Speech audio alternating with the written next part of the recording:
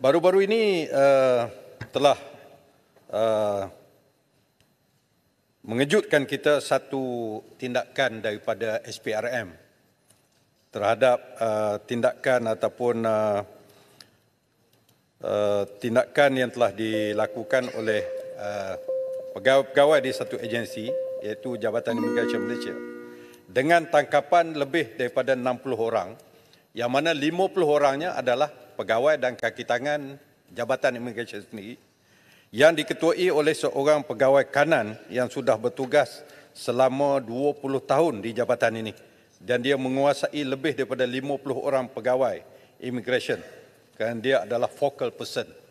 Soalan saya daripada tangkapan, serbuan dan juga rampasan yang dibuat oleh SPRM, boleh Dewan ini diberitahu sejak tindakan ataupun aktiviti counter setting ini dibuat, berapakah bilangan warga asing yang lolos daripada counter immigration ini? Pertama, yang keduanya memandangkan perkara ini sebagaimana disebut oleh Yang Berhormat Menteri satu perkara yang cukup serius, pelanggaran integriti, tak boleh ditolak ansur dan dipandang berat oleh kementerian. Adakah kerajaan bercadang untuk membuat satu peruntukan di bawah Akta Immigration untuk mewujudkan satu kesalahan yang penaltinya cukup berat kepada pegawai-pegawai jabatan itu sendiri yang melakukan kesalahan? Itu memerlukan pembinaan perlembagaan kalau ada. Yang keduanya, saya ingin bertanya satu maklumat, kalau Yang Berhormat tak boleh jawab sekarang pun boleh bertulis ya. Ya.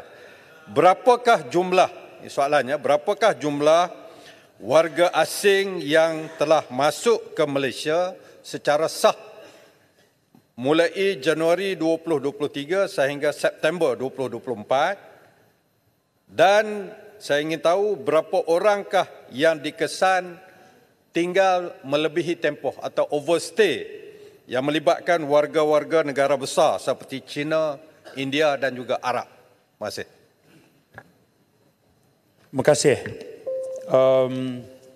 Kota Baru untuk makluman, saya sebut tadi dengan kerjasama polis dan SPRM. Kalau di sana berlaku pelanggaran di bawah akta SPRM, KDN bagi kerjasama untuk SPRM kuat kuasakan undang-undang. Jumlah tangkapan yang dibuat di bawah seksyen apa, kesemuanya itu dilakukan dengan bebas oleh SPRM. Di peringkat Jabatan Imigresen, kesalahan yang jelas ikut merupakan isu tata tertib ini, kita telah mengambil tindakan terhadap hampir 300 pegawai kita, anggota kita. Ya. Itu menunjukkan seriusnya kita dalam menangani isu integriti ini. Baik. Ada dua soalan spesifik oleh Yang Berhormat.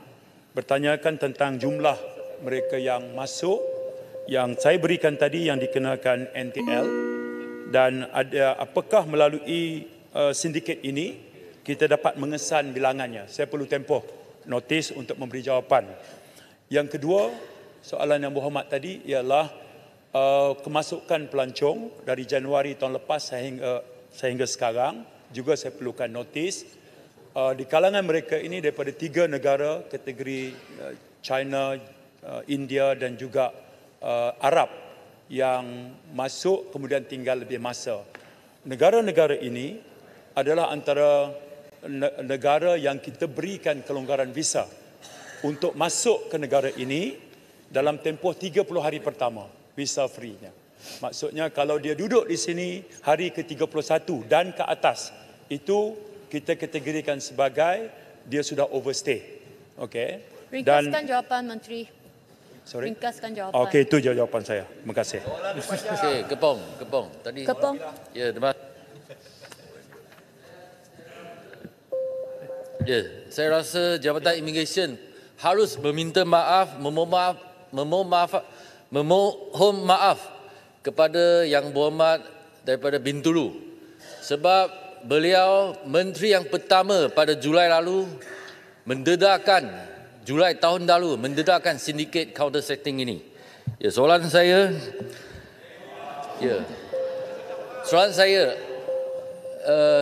berita terkini semalam di Malaysia Kini mengatakan ada 3 sumber yang kata ada lagi 3 individu, 3 dalang yang belum ditangkap. Nama gelaran mereka Tok Yat, DK dan seorang lagi Adik. Jadi soalan saya, adakah kerajaan tahu identiti 3 individu ini dan mengapa mereka masih belum ditangkap? Sekian, terima kasih. Saya minta Kepong bagi tahu Malaysia Kini, bagi nama tu kepada kita serahkan pada SPRM untuk tangkap.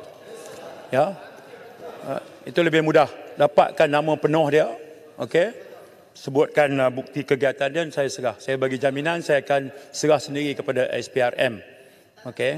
Jadi dalam parlimen kita tak boleh buat sweeping statement lah. Ya. Dia mesti ada, kita ada tanggungjawab, kita juga ada pertanggungjawaban. Okey. Yang kedua, elak untuk melaga-lagakan saya dengan sahabat saya Bintulu lah. Okay. Kami kerja sebagai satu pasukan cukup harmoni. Ya, dia tegur saya tegur dia, dia kritik saya kritik dia. Itu lumrah perbezaan. Okay. Soal counter setting ni Kepong bukan berlaku ketika Bintulu tegur je. Ini penyakit lama sebenarnya. Jadi yang paling penting bukan kita cakap tentang penyakit dan masalah. Ya. Bagaimana kita cari solution terhadap masalah itu. Itu paling penting. Semangat kami sekarang di KDN ke arah itu. Terima kasih.